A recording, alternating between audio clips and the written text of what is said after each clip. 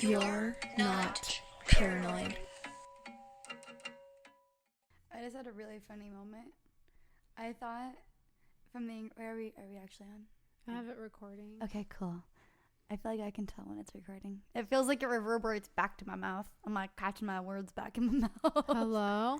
Hello. Okay. So, is it okay if I really quick mention something? Yeah, do you want to do like our normal? Hello. Hey, you. Welcome back. Welcome. It's Hey. good hearing from you. Oh my gosh, how you been? I'm great. Oh my wow. gosh, cool. How's your dog? Cool. Ruff, ruff. Ruff, ruff, ruff, ruff. A lot of Burps. stuffs are coming out. Yeah. Air. Tastes good Words. Ew. I meant to say smells good, but that's not any better. No, I think I'd rather, yeah. Taste. Tastes Anyways. good. Well, it tastes like a burger, so. Oh, guess what? We didn't get mad cow disease. Ooh, Yet. Oh, okay, so. Welcome Hey. This to is. You're Not Paranoid. You're not paranoid. Colon, a follow-up Oh, yes. I'm like, what are you by going to say? Kylie. Kylie's follow-up. So, this is like a self-correction because. I think you're being a little hard on yourself. Yeah, but also. So, okay, super creepy coincidental, which is kind of appropriate for this episode. Mm-hmm. First of all, it's episode 10. Woo! Yay, We yay. did it! We're not in the red right now, right? No, well, too late. A little bit in the red. That's fine. It's fine. Sorry for being loud. We're just happy. You should be happy for us, too. We made it like 10 episodes. That's pretty crazy. Oh, my gosh. Thanks for sticking around, kitty. You too. And to all the listeners. All of you. So, crazy coincidence. Last episode that we released, Number episode 9, called Preface It. I thought you were going to keep talking at the same time. That was kind of funny. So, on the day that we released it, another podcast that we listened to who's very scientific and smart. Very smart and very accurate.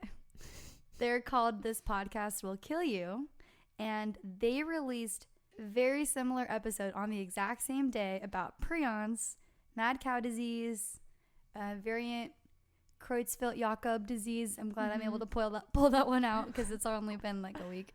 Yeah. They talked a little bit about the chronic wasting disease. Chronic wasting and like scrapie and all the prion diseases. And so I was like, crazy coincidence because we released it on the same day and like, how does that happen?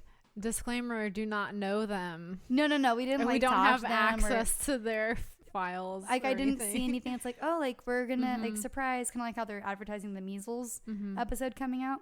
So if you guys don't listen to them, you should listen. They're awesome, super scientific, and also the stuff they cover is really gross. But if you're into that, which you probably are because you're listening to this and we're a little bit gross, then check it out. Yeah, I just wanted to say because I was listening back to the episode.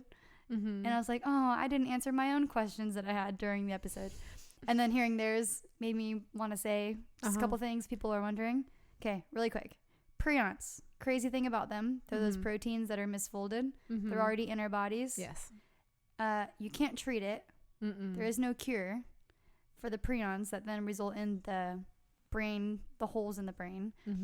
The prions themselves are like you can't kill the prions. They're resistant to high temperatures, UV radiation, and like disinfectants and proteases, which are enzymes that purposefully break down proteins.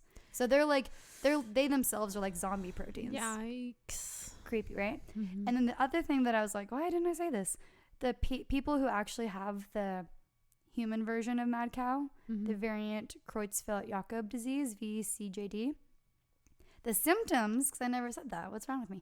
The symptoms are frequently are the depression, anxiety, or like withdrawal or sensory symptoms, delayed onset of neurologic abnormalities, including ataxia, which ataxia is having like no coordination or like not good control of your muscles. Yikes. Not good. And some other things that are like dementia. And the disease always progresses to death. I can't remember if I specified that, so that sucks. And the disease duration itself is about, on average, 14 months. kind of a long time to be going through all that. That would really be not great. And the incubation period, which I don't remember if we said this, I don't know if it's specified for humans, but it's thought to be, the incubation period for VCJD after foodborne exposure, aka you're eating the contaminated meat that had mad cow disease. The cow that died had mad cow disease. The incubation period for the exposure is about 10 years. What? Wait. Yeah, 10 years. But then I know. So it had to have been going on long before it was that's to what the they're numbers. Saying. No, that's what they're saying. So the outbreak, I know we're like back in this episode now, but the outbreak happened like in the late 80s. It was about 10 years later that the human version came out because the people had eaten the meat while, mostly in the UK. There were some other foreign countries. And I believe it's because that meat was exported to other parts of Europe. Bummer, dude. Yeah, right? And then other people got it. Just like a little recap. The Americans who got it were known to be traveling in the UK during that time, so likely ate it while in the UK. And then the others got it via blood transfusion. And I think now they still have that rule that if you're in the UK during that time, you can't donate blood for that reason. Okay, that makes sense. Because you don't know if you have it, because it could take 10 years for the symptoms to even show up. And then once they do, you die for sure within about 14 months. And they don't even know what caused it until you're already dead. And then they do the biopsy of the brain, and that's when they know for sure. They can definitively tell you it was mad cow disease. Sorry, unless you're a cow. It's the human version, the VCJD. Yeah. And that's what they were saying on the podcast, on This Podcast Will Kill You, was that's kind of some of the fears too, is that was the only like outbreak that they saw in terms of like eating contaminated meat. So, and then that was approximately 10 years, but they don't know if it could be longer. Yeah. Or if it's like the next one's already happening. Yeah. But we don't know. Yeah, it's already in progress. Ooh, it's so it could scary. be so I guess you should be paranoid about that. Yeah. But the other thing was I don't know why this happens, and I'm realizing this with our research with our podcast. I'll be looking something up, and like I was just looking up this stuff, and then all of a sudden it was like mad cow disease verified in California in 2012, and I'm like, no. Why are we just now learning of this? So we could all definitely have it. But they got the cow, they killed it. Oh, so okay. It didn't go into the food. We just don't know technically where that mad cow disease came from. So that's that whole discussion we had about environment versus blah, blah, blah. Yowzers. So, and they're always asking, like, what do we do with the body? Like, that was, like, the main question. They're, like, waiting for the USDA to, like, tell them how to dispose of it. Like, because what if they're grounding up the meat, putting it back into, like, what do you have to do? Burn it? It doesn't get, the prions themselves don't go away in high temperature. Yeah. Or I think UV they radiation. said there was, like, some ways to kill it, but it's very hard. And ironically, the way that you denature most proteins is to make them become, like, not their, like, you basically denature them and then they could become a different type of fold that's usually or can be not the right type of, what's the word I'm looking for? Conformation. But these are thriving. They're already being twisted. Yeah. Oof. It's like, just like if it was a zombie, like, cut its head off. It's like, well, that is how it thrives. Like, now it can run. You know what I mean? Like normal zombies would be able to be dead by that, but these ones get faster. Oh, we heard our other protein friends, they die if they get misfolded or something. So we're just gonna do that already and then now try. Yeah, and then be super proteins. So super creepy. But yeah, I just had to say that because those were all my questions listening back, so Katie does the editing. And then I like to listen like as a listener myself, and then I'm like, oh yeah, that's cool. And then I forgot to say that, so thank you for giving me that opportunity. You're welcome. It was all me. I granted Kylie the permission. Whether or not this will make it into the episode, you'll just have to find out. You have to pay me. I'll pay you in French fries. Oh, I thought you were gonna say friendship. Nope, just French fries. Oh, okay, I'll take it. We're just co-hosts. We're not friends. We're co-hosts and co-workers. Now we're friends. We're French fry friends. Oh. That's pretty strong friendship. Yeah. That's pretty means strong a French lot. fry. I think everyone has a French fry friend, but anyways, you get the point. Mm-hmm. But they're special. They're not like, not everyone has one, but. Oh, see, the burps are contagious. She made me burp. That's called love. But all of them. But all of them. Anywho, we could always put this at the end of the last episode and then re-upload it. No, Nah, that'd be weird. Okay, cool. All right, so this is that was episode 9.95, and now we're into 10. It's episode 10. We It's did a 10. it. We did it. Yeah. 5 fingers on each hand, put them together. It's a 10. Ooh, ooh, ooh. 10 in sign language is shaking a thumbs up. Ooh, thank you, Katie. So that's even cooler. It also looks like you're not sure if you're like, thumbs up, thumbs down, thumbs up. You'll never know. Kind of like, what is that? Oh, Gladiator. Gladiator, and he's like, guess what? thumb is sideways. You've seen it. I've seen it. Yes. Episode this 10. is me giving you a thumbs up. Episode 10, we have a movie reference that Katie knows. No, it took 10 episodes. Oh my gosh, that's awesome. Okay, cool. So everyone just send us Gladiator quotes that like, I'll Katie get feels like she can fit it. The one movie. Oh, it's a good movie to be part of, though. Thank you. You're welcome. I picked the good ones. Well, I mean, the ones I've seen. yeah. It's just not you're very just many. very choosy. Yeah, we'll just say that. I'm a movie snob. That'll be the excuse. Yeah. Like, well, actually, I don't really care for most cinema. It's not up to par. I only watch movies that are exactly like Gladiator. Such as 300. And the other guys. That's not like... Okay, so episode 10. We're really happy. I'm really happy. Katie, are you not. happy? Oh, I no. was just kidding. Okay, great. We're great. This is fine. Psych. Everything's fine. Let's scroll down to this episode. Yeah. Scroll it down. So, what do you... Who... You? Me? Her? I mean, I can go first if you'd like. Sure. Okay. Today's episode is about... No, I'm not going to say the title of it. Aww. So it's fun. So so our whole podcast so far, You're Not Paranoid, has been about real things that happen that people get called paranoid about, but we're saying like people are unjustified for calling them paranoid because these things actually happen. So they're just like really cautious. Yes. And concerned, rightfully so. But this episode, we were like, let's have fun. Let's change not worry. it up. Well, it's still kind of worrisome, but fun. It's more of a fun worry. It's a fun one to think about. Yeah, like a mind twist. Twist. I was gonna say another word, but we're not supposed to say that. A mind bloop. Bloop. So my topic today is something that I think most people have experienced. Mm-hmm. It's that thing. It's that thing where you're like sitting there and then you think, hey, this seems familiar. Have I been here before? And then you say, Déjà vu. ooh, ooh, ooh. All right. It's like the Beyonce song. Is there a song called Déjà Vu by Beyonce? Yeah. Yeah, like that song. Exactly. Mm-hmm. See, you're good at music. I'm good at movies. Okay. That's our things. Okay, you can start saying movie or music references. Okay. Okay, so this research was really interesting. There are a lot of theories about déjà vu. I'm so excited. I know. It's going to be really fun.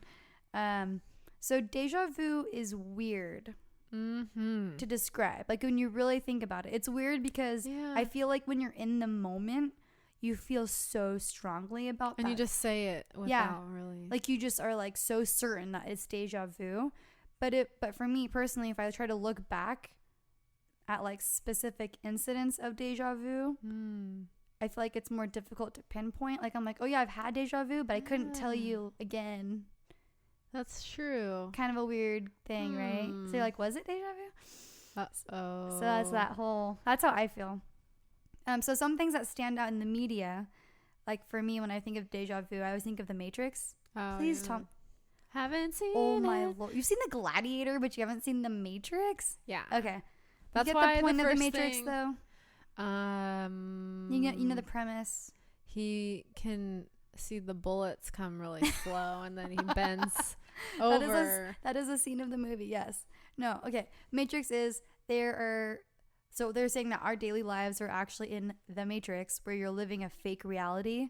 I'm like blowing the whole movie for you right now. That's fine. So you're in a fake reality. A fake one. Yeah. So you think it's reality, but what's actually happening is you're plugged into some pod, and the higher beings are controlling you, and you're like in this system where I'm not describing this well, but you're basically in this system that's fake. And that's why he's able to dodge those bullets, because he gets these like powers within. Okay, all this stuff. 15 minutes later. So that's what the Matrix is. So it's better to be in the Matrix and be ignorant and not know. So ignorance is bliss. Hmm. They go back into the Matrix to then fight the bad guys. That's what the bad guys are, or something like that. The agents. And Keanu Reeves or Neo sees a black cat. And then 2 seconds, like maybe like 5 seconds later, he sees a black cat again. And he's like, Déjà vu. And they're like, what'd you just say? He's like, Déjà vu. And like within the context of the movie, it's like a glitch in the system. And so Déjà vu, they're saying, is like an agent a bad guy has like entered the Matrix, and they like try to get away, and the agent's like after them. It's like this whole thing. You should watch it. That was probably the worst description of the Matrix. I feel like I haven't seen it in like 10 years, but I thought it was good. I still remember that scene because I remember thinking like, oh, it's such a trip. Interesting. Yeah, so back to Déjà vu. Well, I mean, it was just a roundabout way. Yeah, I just didn't want to get to the cat scene because it wouldn't make sense without understanding the higher perception of what the Matrix is. A fake reality. Anywho, so Déjà vu itself is French, and it translates to already seen. Oh, makes sense. Yeah, so it was first characterized in 1876 by, I'm going to butcher this, but it's a French psychic researcher named Émile Boyac, I'm going to say. A psychic researcher? That's what I wrote. Whoa. Who was the first to use the term déjà vu in his book, which said something, it's French, but it's like L'avenir des sciences psychiques, I'm going to say. Perfect. Which I think is something like scientific psychology or something like this. Sounds good. He didn't go super into depth. He didn't like research it in depth. However, he had just written about that concept. So that's kind of where it comes from. That's like one of the first uses of the word. I wasn't expecting it to be that old. Yeah, that's what I thought. It was surprising too. And then just to kind of go into like what déjà vu is again for like the description. It's not really, I feel like this one website described it really well. They're called skeptic.com, which I think is classic. Of course, like we're like, you're not paranoid. And they're like, you're a skeptic. Déjà vu isn't about something just being familiar. It's the actual feeling of strangeness. Yeah. That is associated with it, like in that moment. So the example they give, and I really like this example, is that there's nothing strange about remembering whether you've read a book before, especially if you're 50 years old and you've read thousands of books over your lifetime. In the déjà vu experience, however, we feel strange because we don't think we should feel familiar with the present perception. Yes. You know what I'm saying? So it's like, it makes it unsettling because it doesn't feel like it would make sense to have already experienced it. Yeah. You know? I feel like, I mean, it's just, I like these like descriptions because you try to describe it and you're like, it's that thing where you feel like you've seen it before. But then when you have déjà vu, it's like, okay, yeah, like I've had situations where I have déjà vu in a place where I've been before. I've seen that person before. But in that circumstance, you feel weird. Yeah. You know? Have you had déjà vu before? I feel like you said it last episode. You said it last episode. I said it last episode? Ew. I thought you said... You said it, and then I said I've also had it when we've been recording. Where I looked up. That's what it was. I was like, this has already happened. Yeah. I remember that, though. I thought. Okay, False anyways. memory. Are we having déjà vu right now? Oh, my gosh. Oh, my goodness. One of my quotes that I like from Yogi Berra, one of the great Yankee players. Oh, yeah. So, you know, Yogiisms, Yogi Berra. He said it's deja vu all over again. I saw that quote and I skipped it. Sorry. How? I had a feeling recording you'd bring it up. done. You're like, delete all of her. It's just one-sided conversation about how great Yogi Berra is. Yeah. So you have had deja vu. I have as well. And it's reported that 60 to 70% of people experience it, and it most commonly occurs in ages 15 to 25. Ooh, I'm a outlier. Yeah. And I had a thought, and I Googled it to double check. I was thinking, like, maybe this is because this is when your brain stops developing. Oh, yeah. So maybe like that, or like when your brain's like fully developing, 15 to 25. And then 25 is like the age when they say that your brain stops growing or whatever. Maturing. Making those connections. So there's actually 2 types of deja vu. Oh. Yeah. Associative and biological. Associative is the one that we experience. Okay. Where we have that association. We feel like we've seen it before or hear it, whatever. It's connected to some kind of feeling. Biological deja vu is associated with temporal lobe epilepsy. Oh, no. So right before someone who has this has a seizure, they can experience an aura, I'm saying it weird, an aura, or it's like a strange feeling, which for those who have experienced that feeling before, it's almost like a warning signal right before you're having that temporal lobe seizure. So so it's like, it's common enough that they've been able to characterize it that if you feel that, it means you're going to have a seizure. And they use that as like a warning. I could sit down or do what they need to do. I mean, that's scary, but it's also kind of good. Yeah. If they can know. That's really creepy. I'd never heard of that. Isn't that so interesting? And they happen so suddenly, and they include feeling either really happy or really scared. Like and the epilepsy one? Oh, so the person just all of a sudden feels like an intense sensation of happiness, or maybe they're scared. They can like smell something strange, or even a strange taste in their mouth. Ooh. And they even can get, like, another symptom is like the rising sensation in your stomach, like you're on a roller coaster, kind of like those butterfly feelings. Other symptom, the reason I'm bringing this up, is that they experience deja vu right before they have their seizure. Weird, right? Yeah. So it's kind of crazy. And it's also known to occur in psychiatric patients with schizophrenia or anxiety, but there's no specific diagnostic correlation to the psychiatric patients. There is for the temporal lobe epilepsy seizures. So to me, the ones that are the more psychiatric patients, I'm like, maybe they're just part of the 60 to 70% of people who are getting it anyways. But anywho, the weird thing is not everyone who has epilepsy has these feelings that are like happy, sad, or happy, scared, rising, like feeling of the rising stomach, like on a roller coaster. The other symptom, the reason I'm bringing this up, is that they experience deja vu right before they have their seizure. I got it. Weird, right? Yeah. That's what makes me now nervous, knowing that. Is there some sort of little brain like misfiring when someone who doesn't have any sort of epilepsy or other issues gets deja vu? Stop it. You're getting ahead of yourself, Katie. Sorry. No, you're good. You're so smart. I'm nervous. You're so smart. Oh my gosh, thanks. Yeah, don't be too smart. Can you tell my boss? I'm just kidding. Can I tell by your lip gloss? I said, can you tell my boss? Our boss. I feel like you laughed in your cup. Okay. So anywho, you get it. Yeah. There is this biological association with deja vu, and that's that temporal lobe epilepsy. I know, but what about me? Crazy. Okay, you're the associative deja vu. So, like I said, some people have seizures, don't have deja vu. Some people have deja vu, don't get seizures. So what is going on? Yeah, what is going on? What's happening? So science says that science isn't like the greater being of science, that deja vu is really difficult to study because it happens randomly. Yep.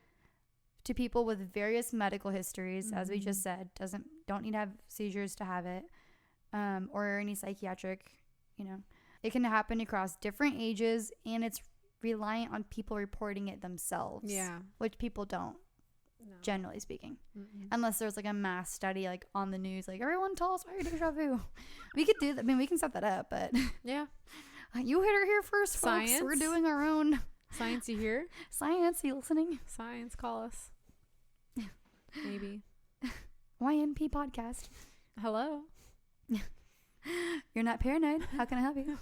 Because of all these factors about it being difficult to study, there are a lot of theories about deja vu and like why it happens. Though I'm gonna go through those. Yes. This is the fun part. But I'm gonna do the first couple are gonna be more like sciencey, and then we'll end with more fun. I'll try to get through these. Okay.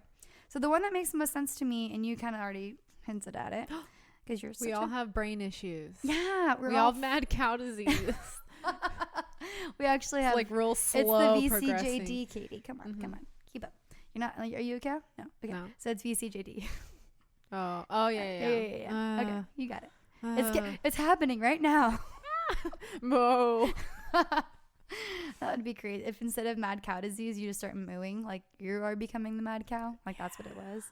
Okay, so the theory that makes the most sense to me, it was describing deja vu as the fleeting malfunctioning between long and short-term circuits in our brain for making memories. Yeah. So kind of like you said, like a misfiring, like a weird connection. So research thinks it's possible that we are taking in information from around us that should be sorted as short-term memory. Oops, I wrote short-term twice. Oh yeah, that should be sorted as short-term memory, takes a shortcut to long-term memory. Oh. The short-term is shortcut threw me off for a minute reading that. So it's weird because that experience will bypass the brain's usual storage transfer functions.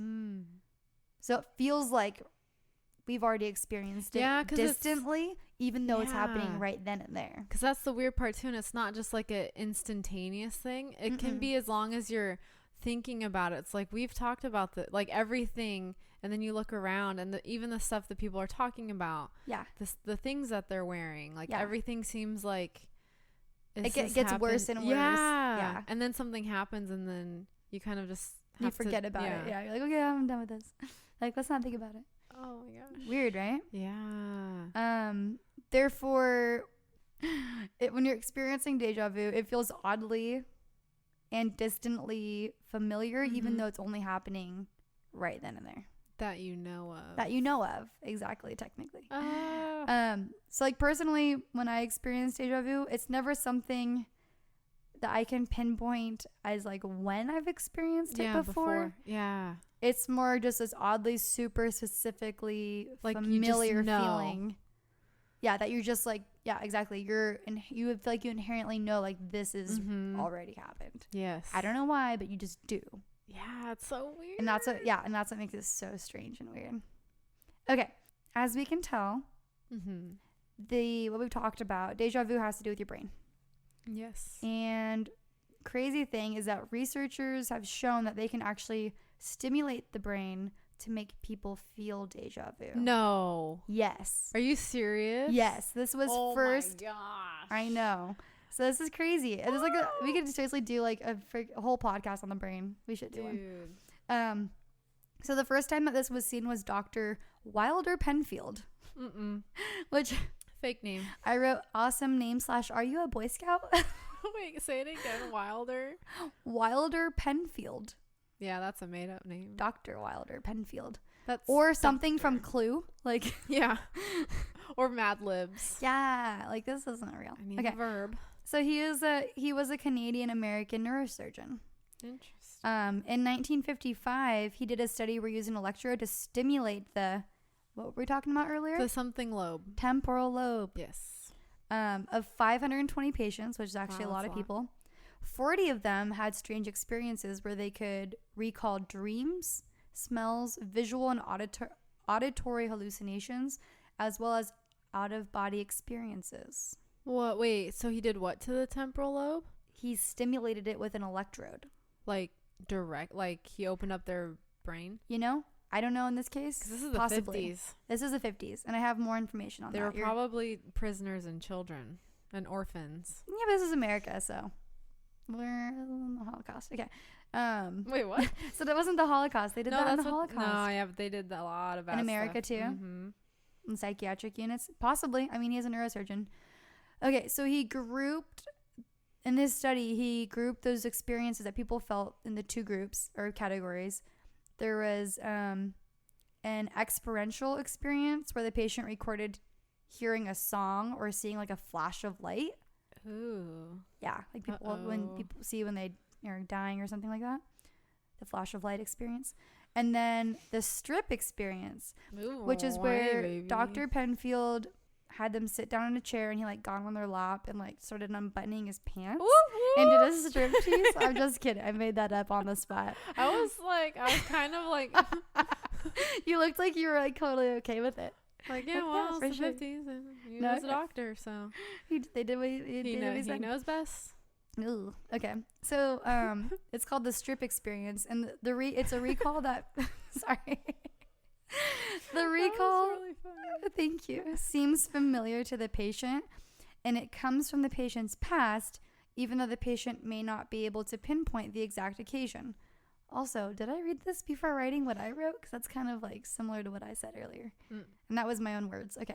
So the recall of a memory or memories could reinforce the emotion tied to the experience, aka déjà vu. Déjà vu. I was just going to say that.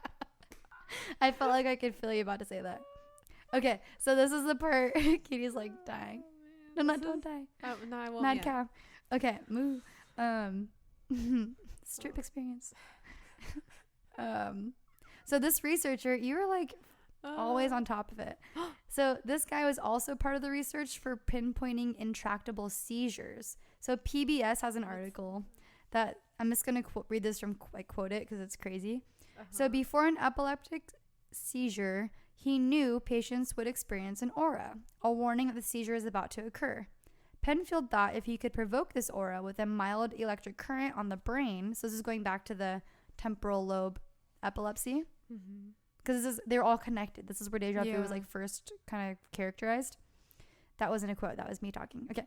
Penfield thought if he could provoke the aura with a mild electric current on the brain, then he would have located the source of the seizure activity and could remove or destroy that bit of tissue. While patients were fully conscious, though anesthetized under anesthesia, he opened their skulls and tried to pinpoint the source of the epilepsy. Have you seen videos like that? No, but I want to watch one. Dude, they're crazy. Does the brain like wiggle or something when it's thinking? I remember watching one just kidding. In AP Bio where they did that where the person was conscious and they had his like part of the skull removed, and I think it was like a speech impediment or something, and they would press on different parts of the brain, and they would have him saying the alphabet, and then when they do a certain part of the brain, he just gets stuck like D D D. Oh D, my D, gosh! And then they'd take it off, and he'd be like E F G, like nothing. It was so weird. Ooh. I don't know what the point of that was. Was it an anti-drug? I don't know what it was. But it was creepy. Looking back, it was just like robot mind control. And Dr. Penfield or Dr. Wilder Penfield. Okay. So those were the brain strain discussion. Brain strain. Here are the theories. These are fun. Uh-oh. I have one more thing that comes up to be sciencey, but whatever. Okay. Theories. Numero uno. So I'm not going to read you all of the theories because some of them I'm like, really? But I'm going to read you the fun ones that I think are relevant. You think are. I filtered through them and they're highly relevant. They're highly recommended. I was trying to say highly relevant, but that was really hard to say. I highly recommend these, aka they are highly recommended. Okay. There it is. Highly recommended theories about déjà vu. That is a tongue twister. I feel like I'm on 1.5 speed right now, just talking. Okay. The first one is a parallel universe. Yes.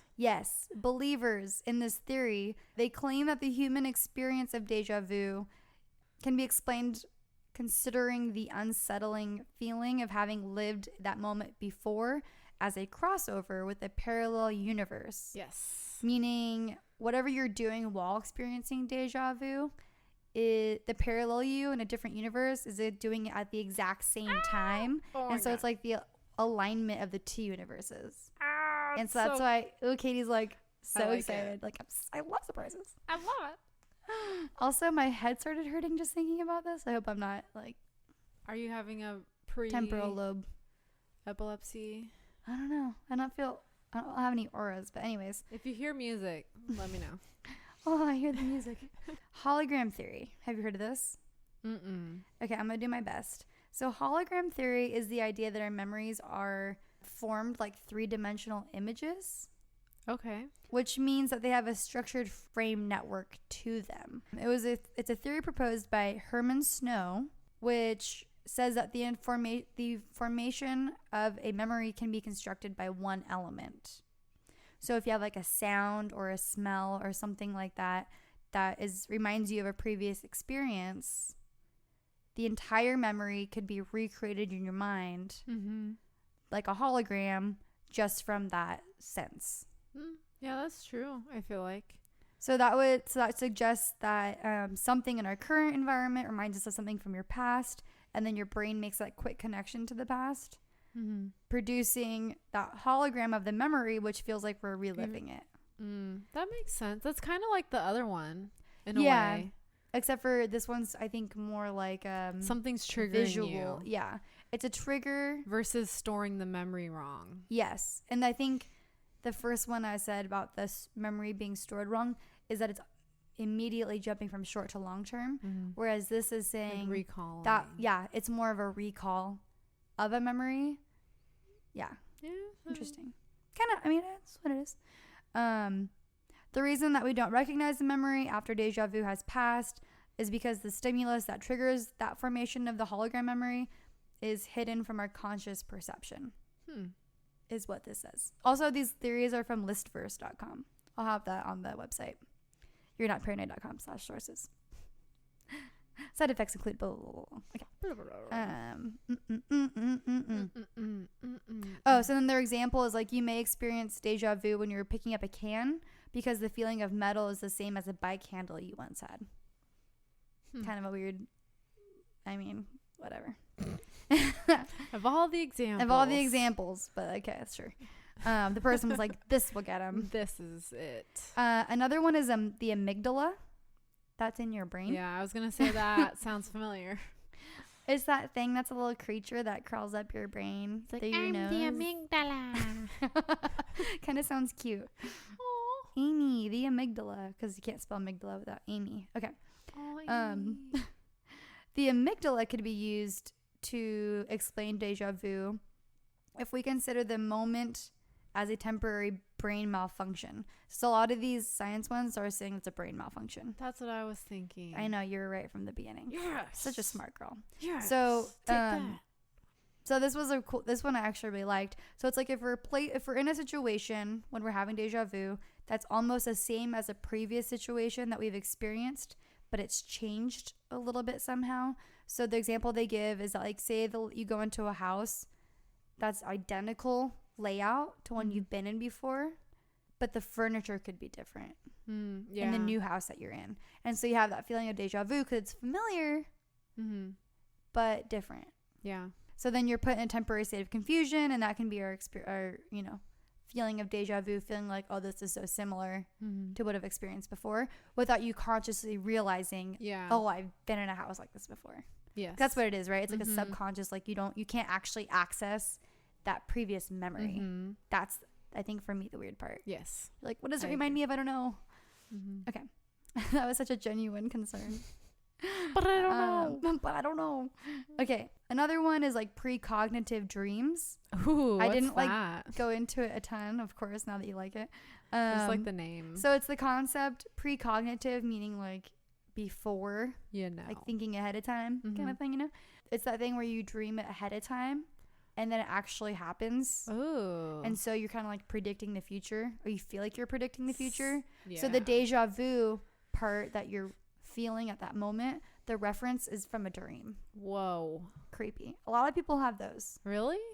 Interesting. Well, a lot of people as in the internet, but the internet. I think those are just the most bunch fun of ones. liars. those are the most fun ones to share. I feel like the ones who are the loudest get the most attention, so it feels more common. Okay, 2 more. Reincarnation. Ooh. So those who believe in reincarnation say that we come into our new life with a set of signals that reflect states of consciousness. This means that the memories created on one level of consciousness cannot be retrieved in another, like being unable to recall something that happened while you were drunk. Yeah? So that's the analogy. So the theory... What? That's the analogy of... Yeah, that's their analogy. The theory of reincarnation would explain the experience by referring to the moment as a signal from the previous life. So when you're experiencing deja vu, so it's like that thing where you have previous lives, like people believe in past lives, like you've lived many lives. I just said lives like 15 times, but so that moment that you have deja vu is a moment that your previous life has had. Got it. As well. Okay. And so you're kind of connected in that moment.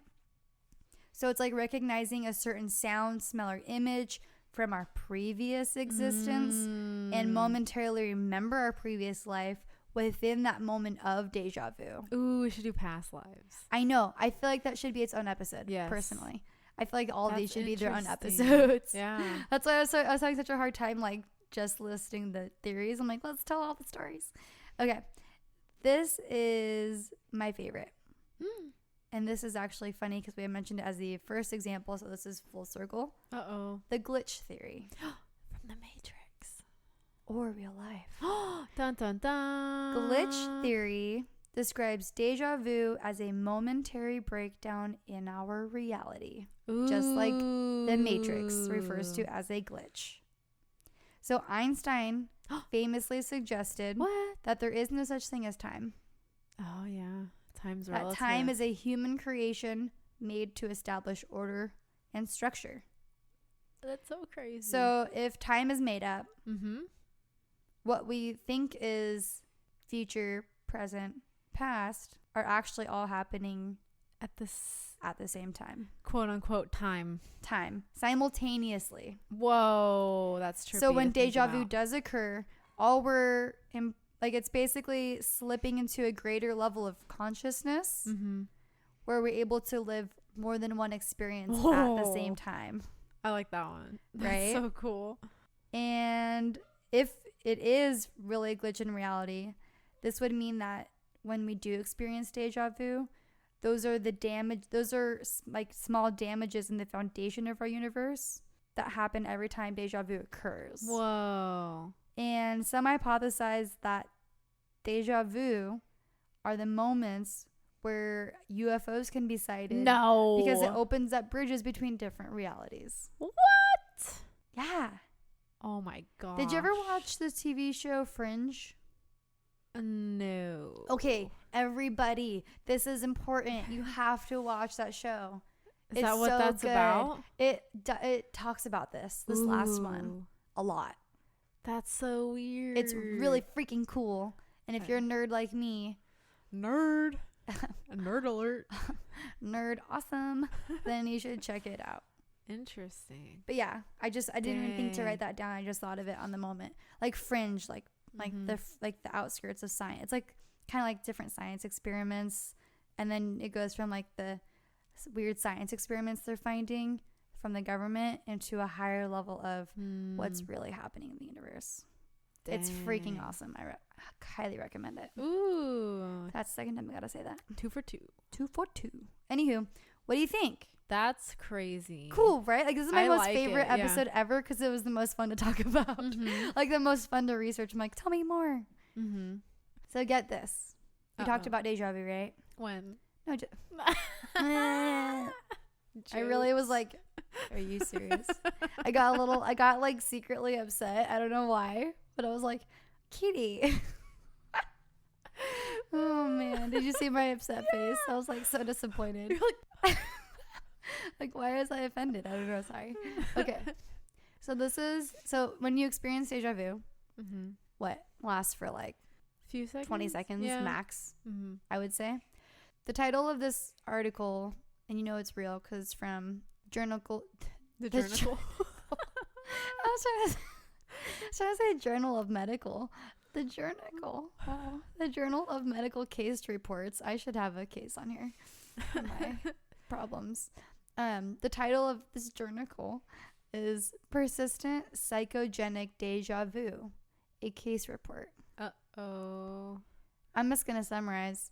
This dude is 23 years old. He's British. And he has a history of anxiety and experiences feelings of depersonalization. When they did a neurological assessment of him, he didn't have any abnormalities. So what I'm trying to get at is that this guy had an okay brain but has some psychiatric problems. Mm-hmm. He had persistent and debilitating déjà vu that lasted 3 years. No. 3 years. He's aware that it's déjà vu, but he can't stop feeling like everything for 3 years is déjà vu. Ooh, I just got the chills. It almost reminds me of like Groundhog Day, where that concept where you're just like re-experiencing it over and over again, or even like Day. Happy Death Day. Happy Death Day to you now in theaters. Oh, thank you. Playing at a theater near you. But can you imagine feeling like that for 3 whole years? I just thought that was so crazy. I had to bring it up. For some reason in my head I thought it was 8 years, and I was like, oh my gosh, and then I was like 3. Well, no, I mean, fine. still. No, 3 years is still a super long time. Dang. That's nutty. But kind of weird, right? That's really weird and creepy, and that sucks. Yeah. I think a lot of people who experience something like that, they say it's like debilitating and basically ruins your life because you can't stop feeling weird feeling. Yeah, that weird feeling. So anywho, ooh, let's keep getting weird, Katie. Let's get weirder.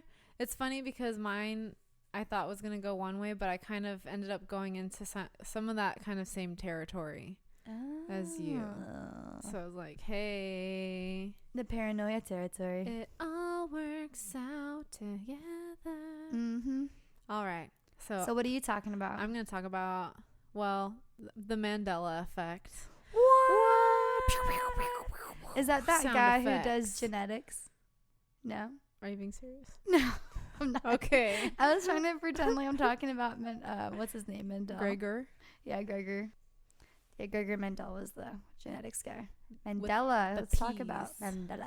I'm gonna get my tea ready. And that's the tea. She got the tea, everyone. All right. So tasty. Katie has the most tasty tea. Oh, thank you. I made it from scratch. You should make a company called KT. Oh, trademark. Okay, Mandela effect. All right, so the Mandela effect. It's Mandela, like AKA Nelson Mandela. Oh, okay. So that's where it comes from. Why he invented it? I don't know. Let's find out. Okay. When I Googled Mandela effect, because I'd heard about it a little bit, it's when you think something happened in your past a certain way, only to go and like try to find it, and it didn't happen that way. Nelson Mandela of South Africa, apartheid fighter, president for a while, just, national icon and world icon, I feel like. So he died in 2013. Apparently when the news broke that he passed, there was quite a significant number of people that freaked the heck out because they're like, he's already been dead. What? And everyone had very specific memory of him dying while he was imprisoned in South Africa in like the 90s. Oh. So then that's where awkward. It stems from, of like, how can all of these people have the same exact memory about specific events who don't know each other, didn't talk about it. So that's kind of the it's almost like a collective memory, like group think. Yeah, so it's like, how did this happen? So talking about it and naming it, there's been like other things coming out. I think the one that I like and that freaked me out was the Berenstain versus the Berenstain Bears, the books. I don't like that. I feel like everyone I've talked to always assumed it was the Berenstain Bears. It is the Berenstain Bears. But any sort of book or anything that you can get your hands on now, it all says Berenstain. That doesn't even sound right. It doesn't sound right. Why would we all be saying Berenstain if it's Berenstain. Yes, and that's Did why. you ask your mom about this? No. Well, I wish we still had those books, but my mom throws everything away. Okay, so never mind. You know what I mean? I feel like she would know. I should ask her. But yeah, so that's Hey, Mom, the meatloaf. The Berenstain Bears, I want it now. That was a great movie reference. That was everyone. That's the Wedding Crashers. Yes, thank you. Great movie. Haven't seen it. Very inappropriate. Oh my gosh! Like I just know quotes to impress Kylie. You just look at my like Google search and it's like famous movie quotes. And I'm just like waiting to try to use them correctly. Oh my gosh, that would be funny. It's like actually, but it's true. Okay, Berenstain. Berenstain is the correct, quote unquote, correct. It's upsetting thing. Okay, so, going back to the actual Mandela, like Nelson Mandela, to put kind of like the timeline of why it was so crazy. He was in prison from 1962 to 1990. Wow. And that's when people thought he died. He was released from I know. That's a whole other issue. Another episode. And then he was the president between 1994 and 1999, which I think is the weirdest part of people having this memory, because I feel like he is such like an iconic figure that to have the memory of him dying in prison and not having any memory of him being the president. Were these people in South Africa? I don't think so. You know what I'm saying? Yeah. That's so weird. So, and then he actually died, like I said, in 2013. So there's quite a gap of time. Yeah. And I don't know if these are like younger people who just maybe assumed he died in prison because he was there for so long. Yeah. Or like knowing the story of like how he was fighting apartheid. And then maybe they didn't really get any more of that history afterwards. Or maybe so someone with a similar name. The weird part is, though, it's not just like your cousin. It's like a lot of people. It's a lot of people in that you don't know them. Speaking of cousin, my cousin is the one who showed me this. Oh, yes. We stayed up. We were having like girls' night. She's like, okay, girl, this is how I know we're related. She's like, what we're going to do with our girls' night is look up conspiracy theories. Have you heard of the Mandela effect? I'm like, oh, Coco, thank you. So I have to give her a shout out. Nice. That's and then you try to go back and prove your point. Like, no, I remember. And then you feel like a crazy person because all of the like history books and any sort of other thing that you would reference has it what you think is the wrong way from what your memory is. So I guess the question is, are there certain events in the collective memory of some people? Why is it remembered one way with one group and another in another way? And people think that both groups are correct. What? That they were just living in a different timeline or reality than the other group. So both things are real. Oh, wait. How would they be now in the same reality? I don't know. To reflect on it. So that's the Mandela effect. And then I kind of went into a deep dive. Katie. So then I wrote science ? Is there science? Is there? It doesn't really sound like the Mandela effect is real. But it's interesting of how so many people can think like the quote unquote wrong thing happened. Why do so many people who don't know each other have the same false memory? Yeah. So that's the weird part, and that is a thing that I'll talk about in a little bit. Okay. Like false memories are real. If that makes sense. Well, they're valid if you're remembering it. No, yeah, like false memories exist, but it's not real. Yeah. It's real to you. It's really happening. False memories are true.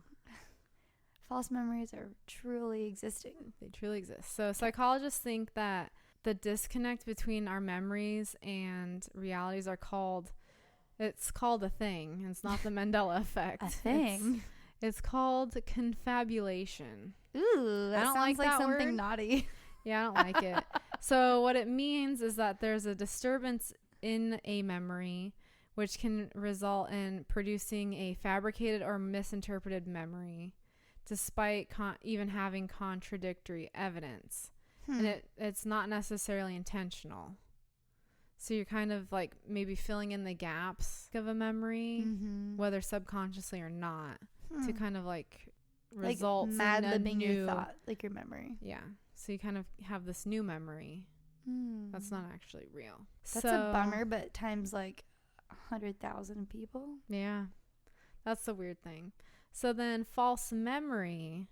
So that's another term that can be used for it, where you it's kind of the same thing where you fill in the gaps. You make your own, like you think you remember something, and this can be triggered by suggestion or other people talking about their experience.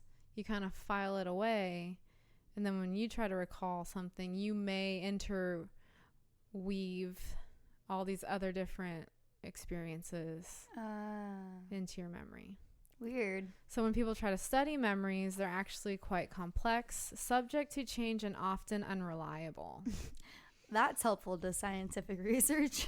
Yeah, and this is the kind of tangent I went down. Yay. Because then you have like eyewitness testimony in court. Oh my gosh, yeah. You have, all this stuff, and then you have recovered memories. Can those be used in court? Stuff like that.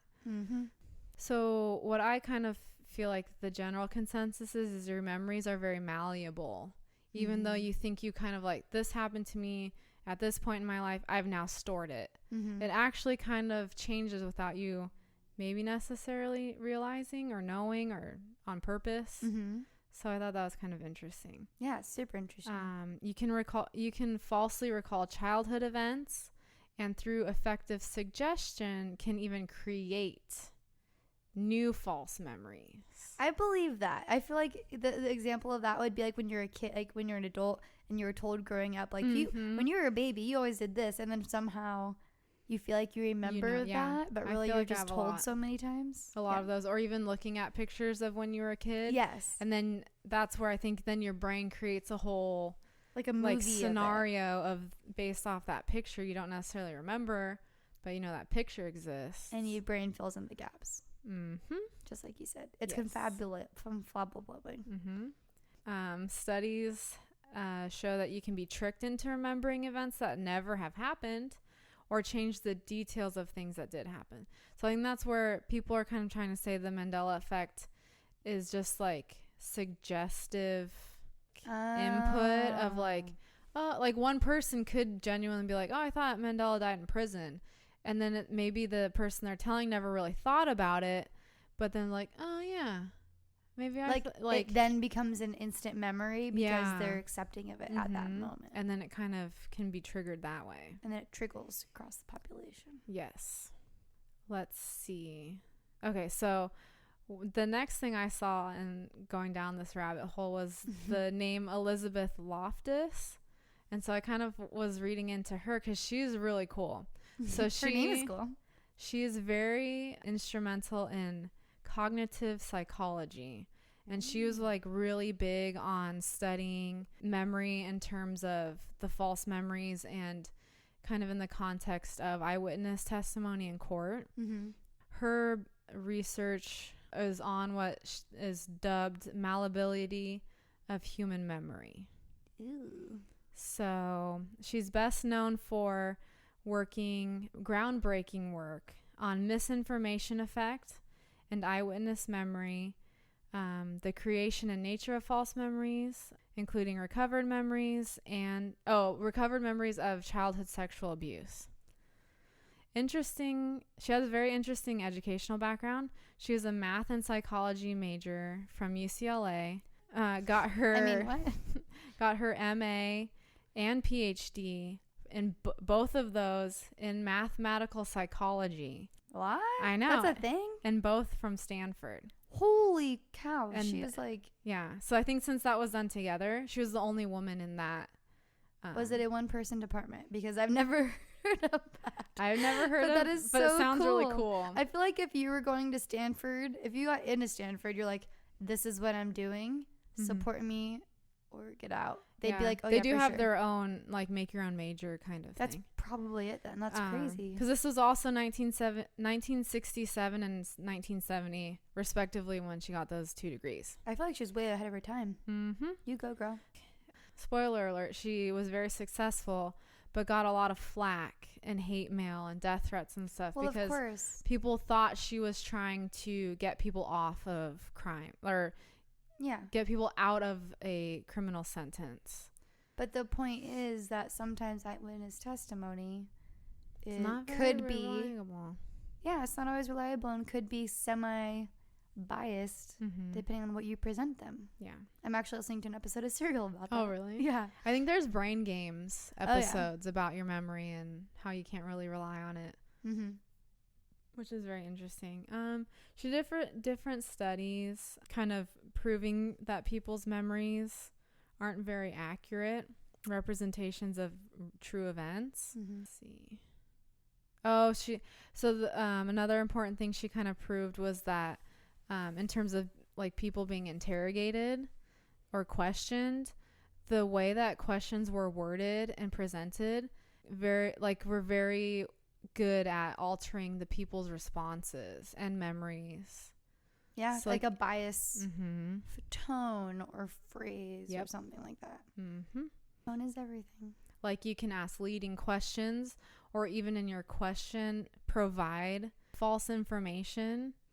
And then and so what do you think? And then a lot of times in the studies, people would kind of like regurgitate that information back as what they felt they experienced. Because they have something to hold on to because it's already in their head. Mm-hmm. Like it's easier to pull something that you already know than to pull it fresh because you don't actually know. And then you're in a stressful situation. Yeah, of course. In conclusion, that your memory is highly malleable and open to suggestion. That's super interesting.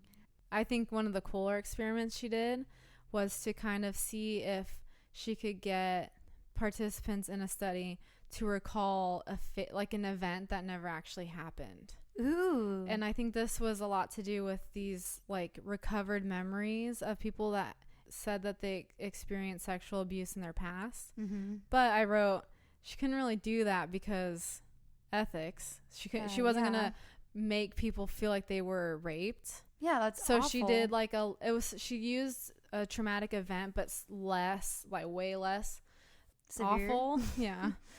Where it was called the Lost in the Mall study. Oh no, that's really sad. So it was. So one of her students came up with this technique.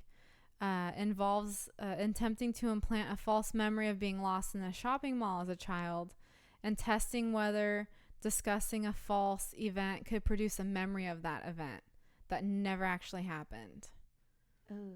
And people were kind of giving her flack, but I guess this guy who was their student did, I don't know if this makes it better or worse. I think the first test subject, quote, was his daughter. But she was also a professor. So I think, she was older or at least going to the school. Okay.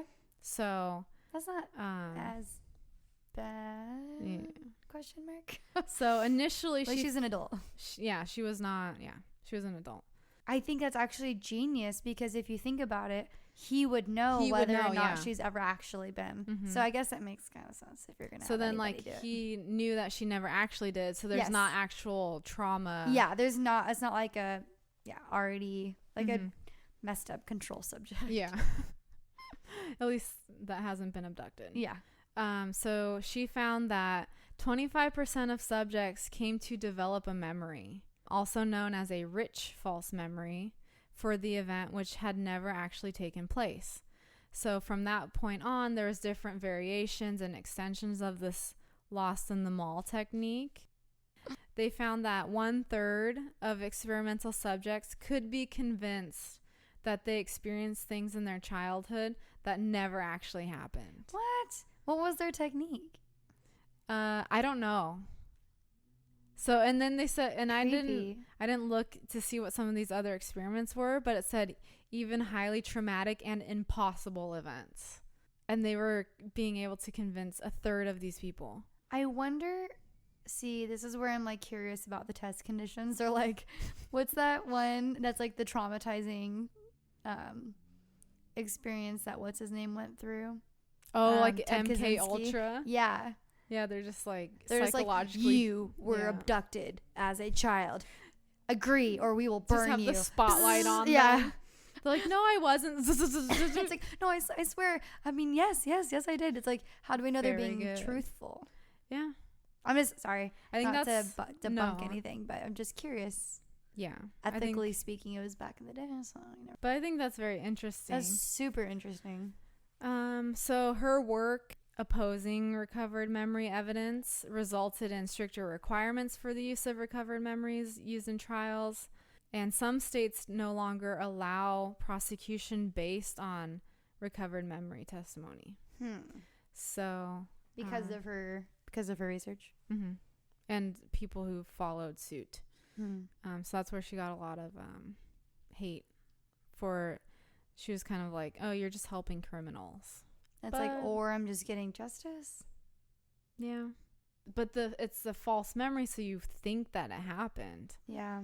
So that in itself is so scary. To feel so true that something has happened. Yep. Don't trust your memory. AKA don't trust deja vu. Don't trust any of it. Trust nobody. Not even your brain. Not even. Yeah. Or the Matrix. True. This is kind of all like theoretical quantum physics, which I am not an expert in, so it was kind of hard to like write out. Yeah, that'd be kind of hard. Is it all numbers? No. It's like it's just like one big formula. Katie's gonna be like, and then the square root. The function of. Yeah. Quantum physics doesn't work in computer modeling because for a lot of the equations, it has to be coherent and have kind of like a set like system. And in the real world, our system is not like that. What I could kind of relate it to is like dissipating energy, and I guess that kind of screws over that like quantum physics theories of like that entropy, how we're always going towards more. The system is always going towards more chaos. Yes. We just said that to say I got really excited. That's what entropy is, right? Yeah. It's like the so that screws over. Got it. Computational, because the computers, like, you give them a set of like equations, but the limits in the real, to try to put the real world into these quantum mechanics equations, it doesn't work. The limit does not exist. And so so that's, I think, a very like outsider's perspective of like what one of those issues is. Technically, like, those equations should work on the entire universe. Like, anything that's ever in existence should all fit into these like theorems. That's life, baby. So life doesn't fit into quantum mechanics. But the fun part is reading about how physicists are trying to explain while still having these equations work. Your fun is our hell. Which is like having multiple universes. Okay, this is where it's fun. Okay. So then let's see. The infinite number of parallel universes exist. Ugh. So like any choice like you could have ever have made at any point in time, that choice exists somewhere else. I'm a veterinarian somewhere. So then I found an article that was pretty interesting. I'll post it. It was like these physicists came up with like a theory that actually kind of it uses all of the theories and equations, and it kind of fits. Ooh. And it's this thing of the collapsing theory of like there's all these things, but they kind of like vibrate into and collapse into one thing that we ever see. And they use that because when you are looking at stuff at such a minute scale, like electrons or stuff like that, where they are always kind of in like a transitional, like at that level, we are able to see them superimposed and superpositions and them moving. So they kind of are trying to apply that to the world. And so what does that look like? Is it having like a multiverse where there is all these other different realities, But since it's hard for us to actually observe that, the super like imposition and stuff like that is the merged images. So that's what we are, is this merge. Like, because that's all we're physically capable of seeing. And that's why we're 3-dimensional. Yeah. Because we're like a paper doll combined a bunch of times. Yeah. Ew. So, I mean, that's like the very basic, but this article... That's the basic of... That's the basic. So, but this article is really interesting. Okay, we'll post it on the website. Yeah, so that's kind of like the explanation of the Schrodinger's cat problem, where the cat's not dead or alive, but it's not really either. But when you superimpose those two possibilities, like, that's what we're actually seeing. I don't like that. So it's kind of creepy. I do, because it's cool, but also I feel a little weirded out. Wow. So kind of strayed from the Mandela effect. But no, it's okay. I like that rabbit hole. Also, Discoherent was the one that's kind of like fading out, right? I was thinking... You know the song "All We Are Is Dust in the Wind"? It's like, all we are is discoherent. Basically. Same old universe. Like, I don't know. I thought that was funny. Thank you. Yeah. Wow. That, it's weird because my head doesn't hurt anymore. But mentally, trying to grasp all of this is kind of a lot. Yeah, it was a lot reading, and I was like, well, I'll just kind of say the few sentences that I got out of it. And no, I mean, it's really complex, but you did a really good job of like summarizing that, because it's fun, I think, to read about stuff like that, like the whole theoretical quantum physics and people trying to use these very, like, not simplistic, but just a few equations to explain everything, or trying to find that one perfect equation. Yeah. I think that's pretty cool. Yeah. I mean, the point of it, I don't know. Will we be able to solve all these issues if we can figure out how everything truly is? I really think the answer is going to be the limit does not exist. What if Lindsay Lohan was right the whole time. You put it into this like supercomputer that has everything figured out, and it's like everything is corrected for, and all of the entropy has been calculated. The limit does not exist. And then it's like, the limit does not exist. Like, it's all like excited, like the movie. No, you did awesome. Thank you. It's funny. You're like, these are the couple lines that I understood. It's like, when you're explaining that, I'm like, yeah, I feel like I'd have to read that 10 times to like, okay, what are they saying? To like really grasp it. Another good show is Through the Wormhole with Morgan Freeman. Oh, I haven't seen that one. I think it's on the Science Channel or something, but that's really fun because it takes all of those kind of wild concepts of, like, you know, multiple universes and stuff like that, and then they have experts that are of, you know, the quantum physics or quantum mechanics, and they kind of explain how that could work, and like time is not relevant.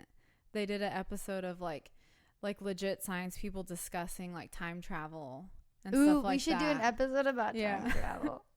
So if you're into that kind of wild real stuff, thinking,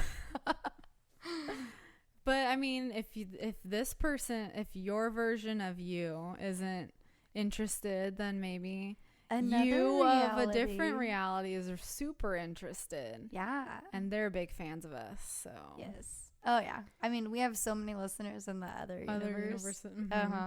And we're also called You Are Paranoid in that one. That's our alternate reality podcast. And I'm Kaiti, and she's Kalo. Greetings. Greetings, Earthlings. Yeah, we have to it kind of takes a lot of time because we have to record a whole other episode for every other universe. So there's about like, I don't know, like, what, 1.5 million or something? Yeah, something like that. Takes a while. Takes a long time. I mean, there are some stuff that we can kind of use for more than one universe. You know what we should do? Just copy paste. Copy paste, just, like, all. Bleep out like the references to this universe. Yeah, so they don't get scared. Like, wait, what? Universes? Alternative? Besides us? God, you're so egocentric. But anyways, I thought you were gonna say that TV show Into the Wormhole? through the wormhole. Oh, okay. That's not any better. That sounds kind of gross. I was gonna say it's really cool because of Morgan Freeman. I mean, he is also the narrator. I mean, come on. So he was in Bruce you get Almighty. to listen to God. You feel like what? You get to listen to God. I know that's what I was gonna say from Bruce Almighty. It makes me feel like he's God. Yeah.